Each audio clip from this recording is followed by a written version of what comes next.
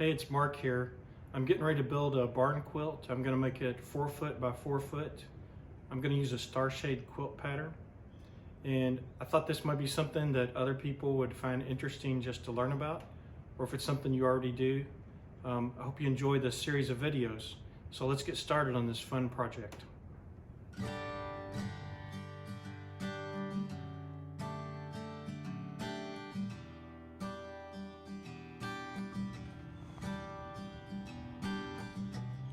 Here's my star shade quilt pattern.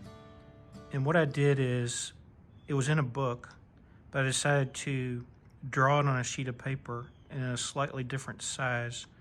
It was 9 by 9 square in the book. I decided to draw it on a sheet of paper 8 by 8 square. And that way what I could do is I could ensure that it turned out looking just like the picture once I calculated like the distance between certain points on the layout of the quilt pattern. So a number of these lines are easy to draw. The diagonal lines from corner to corner are very simple. And also the lines that are centered, going across halfway down the middle, both horizontally and vertically, those are very easy to draw. But when I laid a ruler on the other lines, the points of the star that go towards the corner of the actual quilt pattern, what I noticed was those weren't quite as easy to say, well, this is just a very equal distance from somewhere. And so there's probably multiple ways to do this. Maybe, determine the angle with a protractor or something. But what I did is I noticed that this point, which I marked as A, if I could measure the distance between the top left corner to A, and then also measure the distance from this top left corner to the bottom right corner, then I could divide this distance by the other distance to get the percentage and understand, what was that percentage of distance to measure to this, and I would know the scale so that I could measure it on a larger dimension, like my barn quilt is 4 foot by 4 foot. And so I calculated that number, and I have that percentage written on here. It's actually 34.32% is the distance.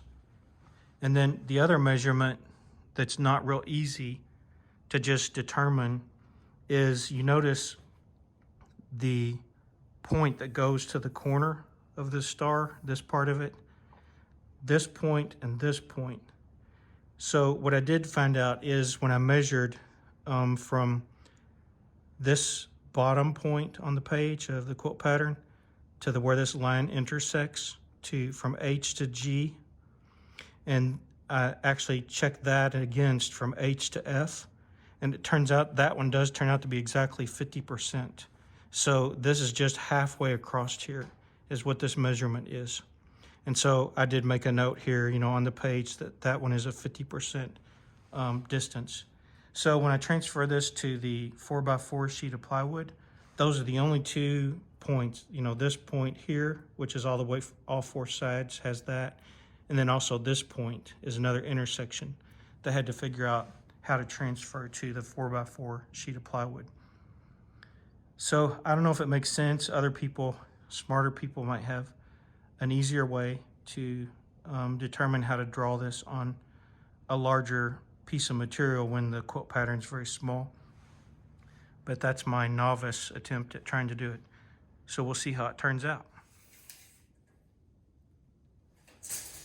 We know we definitely need a line across the middle, both horizontally and vertically.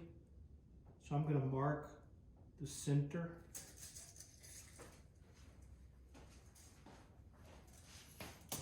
So I can draw that line, and then we'll also draw our diagonal lines. Those will be the starting points.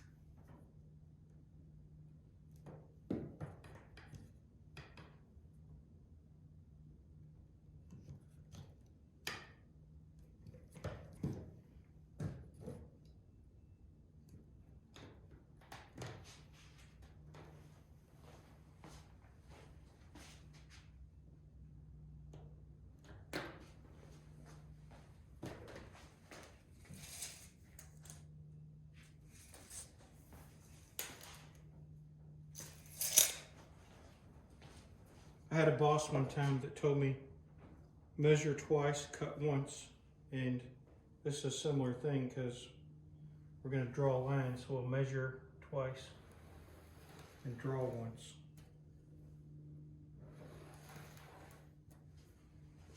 That was in a furniture factory, and he was pretty adamant about his point, that it caused a lot of quality control issues, that people were setting up machines to either cut lumber, drill lumber, mortise lumber, whatever it is they were doing. They didn't measure twice, and then we ended up having to go back and fix them because they weren't per the specs. And I don't have somebody handy to help hold this. It's 4 foot across, and so I'm just going to use these clamps to make it a little easier for me.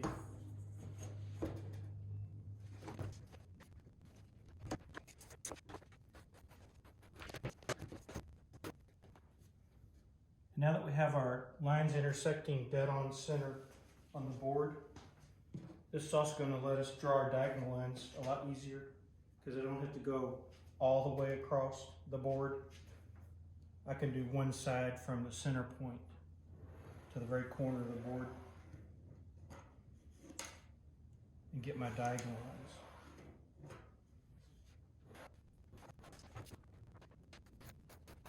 lines. It didn't take a pencil mark. These fine lead pencils, is probably the lead broke off, my guess.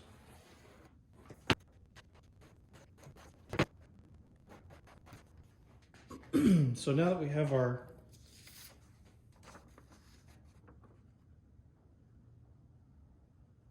straight line across the center horizontally and vertically, and our diagonal lines from corner to corner, if we measure the distance for this point and also these points, then we can actually draw in the other star point that goes out to the 4 corners. So this first one here is 34.32% of this overall distance. So I'm going to measure corner to corner.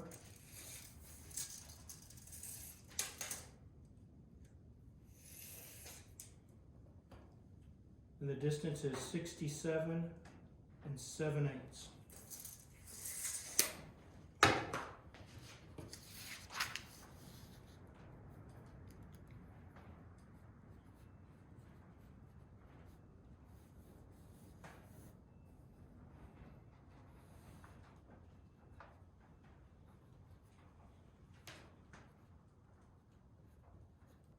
Just kind of double check it. 67 7/8. So again, we're going for 34.32% of that. So I'm using my phone to record this video, so I had to resort to a hand calculator. So I'm going to take 67.875 and multiply that times 34, and I get 23.29.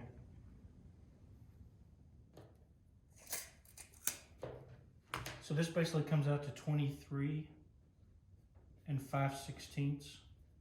It's not an exact, it's very close. So let's see how that looks if we measure 23, and again, what we're doing is on this diagonal line, we're trying to find this intersection point. So we'll make that 23 5/16.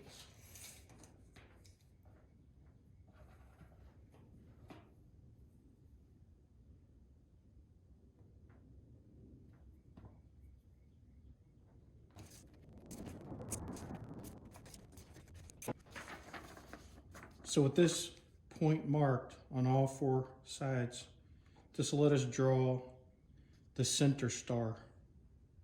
Be able to draw these lines here, and then we'll see how our star starts to look.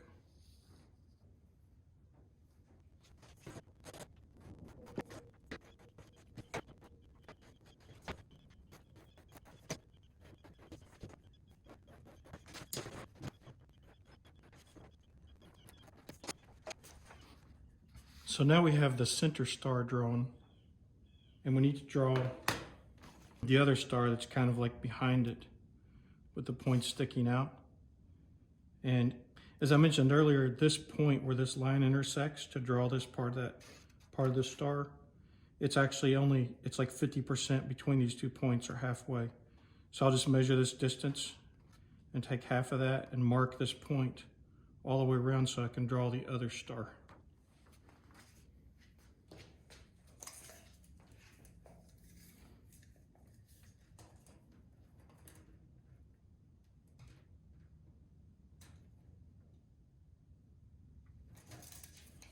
So this will be easy because that turned out to be 18 inches. So we'll just make it 9 inches. And we'll just double check here on another one. Yep, 18 inches. So if we make a 9-inch mark or measurement on each one of those,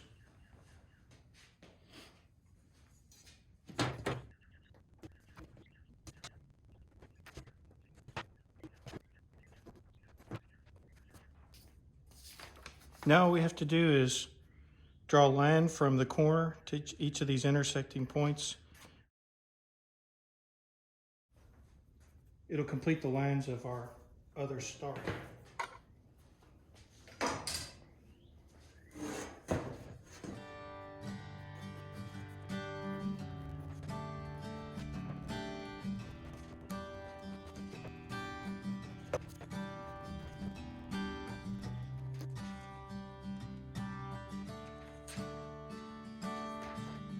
So there we have it. Have the 2 different star shapes drawn on, and notice that each of these sides of the star is split because the colors alternate. So the other thing I'm going to do is I'm just going to write a letter on each of these places, or each of these different sections of what color is going to go there, and then I'll go through and tape it off so that I can paint a given color. So I'm going to go through and mark the colors now.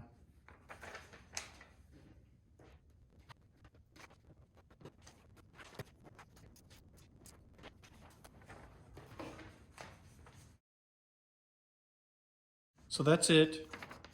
I have everything marked with the colors I'm going to paint. Next thing I can do is just tape off for a specific color and go in and paint those sections with that color. And then we'll work through it successively through each color. I think you can see if you can find a quilt pattern that you like, and it consists of straight lines. You can figure out how to draw it on a larger dimension, such as this sheet of plywood. And so the thing I think would be more challenging and get a little more artsy and take some more techniques is curves, or anything that's not a straight line. Those would be a little more challenging because you may have to do some freehand painting. You can tape a curved line with certain kinds of tape, but it's not an easy thing to do. I guess you could also cut, tape it and cut the curve out. But anyways, I'm gonna stick with simple for now. I think anything with straight lines I can do, but I would take on something with a curved line maybe in the future once I felt like I was a little better at just doing the simple ones. So now the next thing to do is just to get painting. I'm gonna go for the color yellow and tape off those sections first.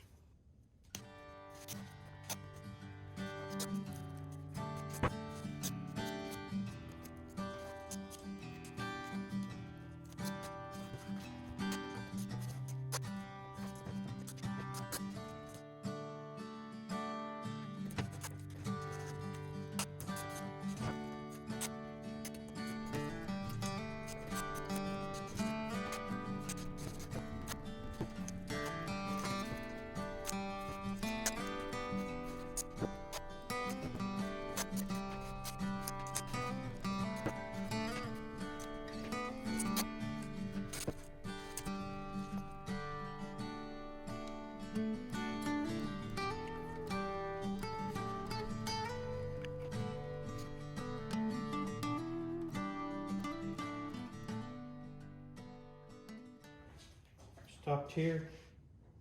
That one looks good. That looks good. This one looks good. That's it. So now I can paint my yellow color.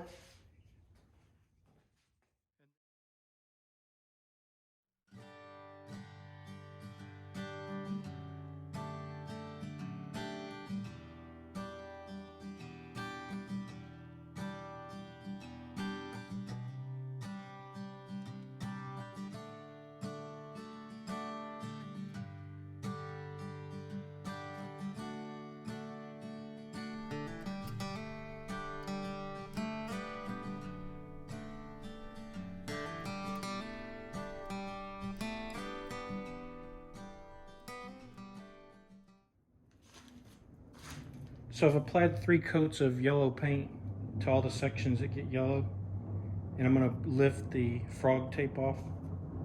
We'll see how well that does. I won't be surprised if there's some bleed out.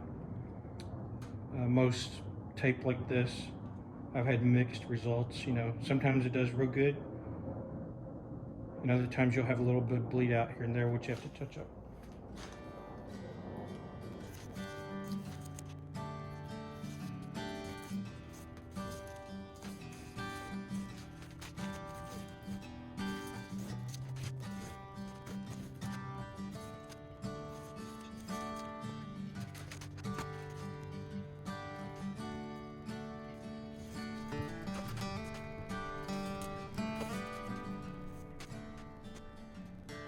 When you have multiple layers of this tape and you get into like little tight corners, it usually doesn't come up when you pull off the first few strips of tape. So the drywall knife or X-Acto knife makes it real easy to just lift up those little small pieces. So that's it. Have all the tape off, where I painted the yellow color. Next, I think I'll go for the red color. But I'm going to have to let this yellow dry. I may let it dry overnight because temperatures have been in the 50s. So it's not real warm, but it's decent enough to paint.